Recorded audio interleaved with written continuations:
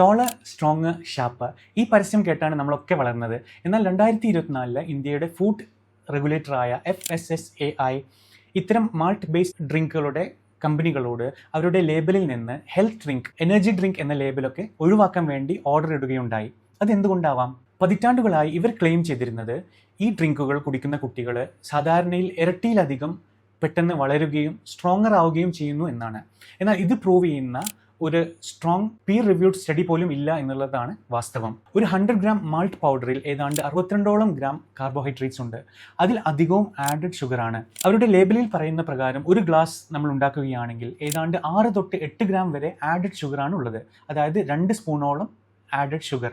ഇതിന് പുറമെയാണ് നമ്മൾ ടേസ്റ്റിന് വേണ്ടി ആഡ് ചെയ്യുന്ന എക്സ്ട്രാ ഷുഗർ. മാത്രമല്ല ഇതിലെ പ്രോട്ടീൻ ആകട്ടെ കുട്ടികളിലെ വളർച്ചയെ സഹായിക്കാൻ മാത്രം തികയൊന്നുമില്ല. അതുകൊണ്ടാണ് WHO മറ്റ് പീഡിയാട്രിക് ബോഡീസും ഇത്തരം മാൾട്ട് ബേസ്ഡ് ഡ്രിങ്കുകളെ കുട്ടികളുടെ ഹൈറ്റ് അല്ലെങ്കിൽ വെയിറ്റ് ഗെയിനിന് വേണ്ടി റെക്കമെൻഡ് ചെയ്യാത്തത്. ഇത് കാരണം ഒരുപക്ഷെ അവർക്ക് കുറച്ച് വെയിറ്റ് വെച്ചേക്കാം.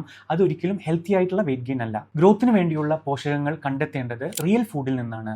മുട്ട, പാല്, പരിപ്പ്, മീന് തുടങ്ങിയ റിയൽ ഫുഡിൽ നിന്നാണ്. എന്നാൽ ടേസ്റ്റിന് വേണ്ടി എപ്പോഴെങ്കിലും 1-2 ഗ്ലാസ് കുടിക്കുന്നത് വിരോധമില്ല. എന്നാൽ അത് ഒരിക്കലും റിയൽ ഫുഡിനുള്ള ഒരു റീപ്ലേസ്മെന്റ് അല്ല. ഹൈറ്റ് അല്ലെങ്കിൽ വെയിറ്റ് ഗെയിനിന് വേണ്ടിയുള്ള ഒരു പോംവഴിയുമല്ല.